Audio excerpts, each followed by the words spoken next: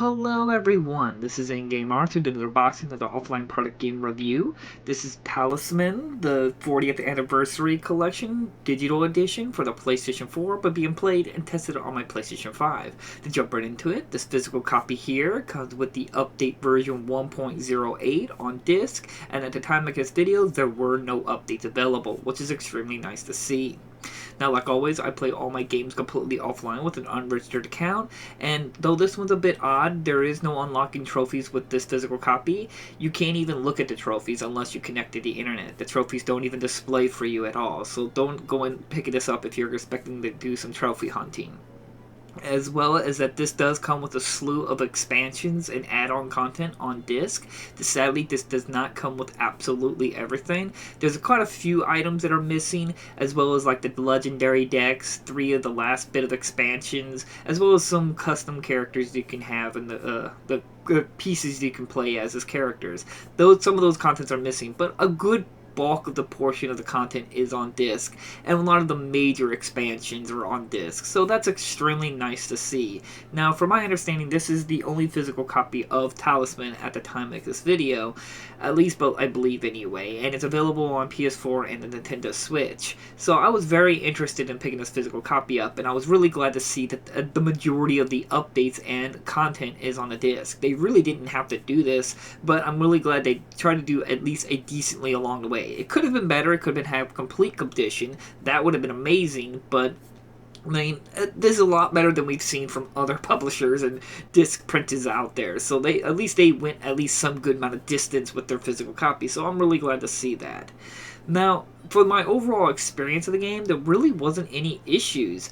I did have one noteworthy thing where the screen tear flicker, where you will see this like distorted line pickup appear on the screen and like flicker like a thin line. This only happened when I set the text in-game text to the largest it can be, large, but when I set it to small and messed around with it, it never happened. So apparently it has something to do with enlarging the font of the game, the lettering and everything.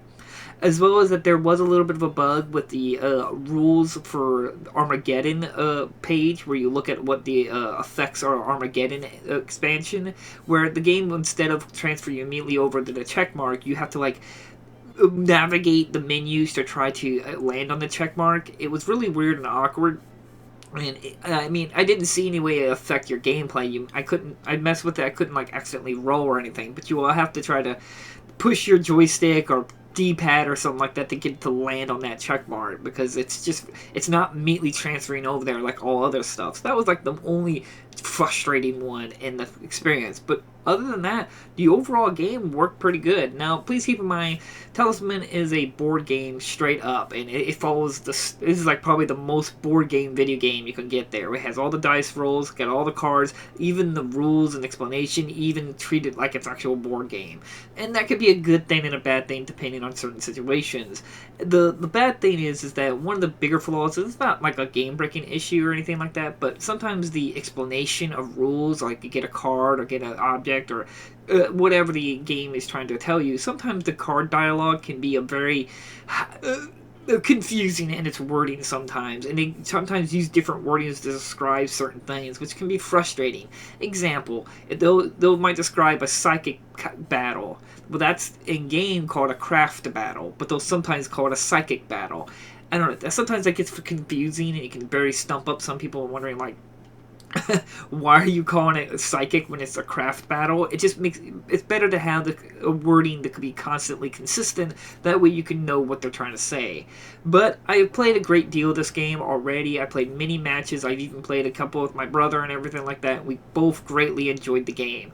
But I want to be clear, I know that for me, I love card games, most specifically digital versions. I'm not a big fan of physical card games, but I love this digital, how it keeps all this, the micromanagement of all the data and everything like that, and management of all the points and all this stuff very easy and simple.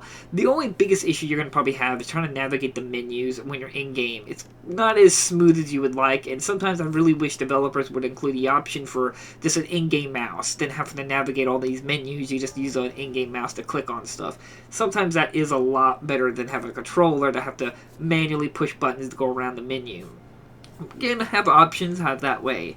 That's only the really other big issue, I can't think of anything other than the fact that sometimes when you accidentally click on something, let's say you want to re-roll this dice and use up one of your fates, you can't like back out of that. Once you've clicked it, you're committed to it. And sometimes you can accidentally click on stuff or do something like that you didn't really mean to do. And if this was based on a real board game, sometimes most people would be like, okay, you didn't mean to do that. Let's just back you out of this. Like, that was a little bit of frustrating there in that.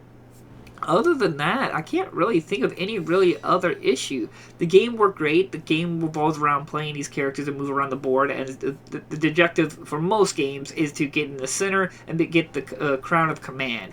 And usually you have alternate rules that can allow you to change what that will do in game, like whether it will make you instantly win or you slowly kill everyone on the board before you're the last one standing, and so on and so forth. With all the expansion added on content, this rules can be changed. That's one of the cooler things. You can change in-house rules, where you can change how the game will play. I wish this was a little bit more expanded upon, where you can do a lot more customization on in-house rules, but at least it's available for you in case you want to change certain aspects of the game. Other than that, AI could be questionable. I don't know if they're designed to have specific personalities, because there was one game I was playing where one computer person would immediately shoot for the crown of command, and which is fine. That's what you would supposed to do.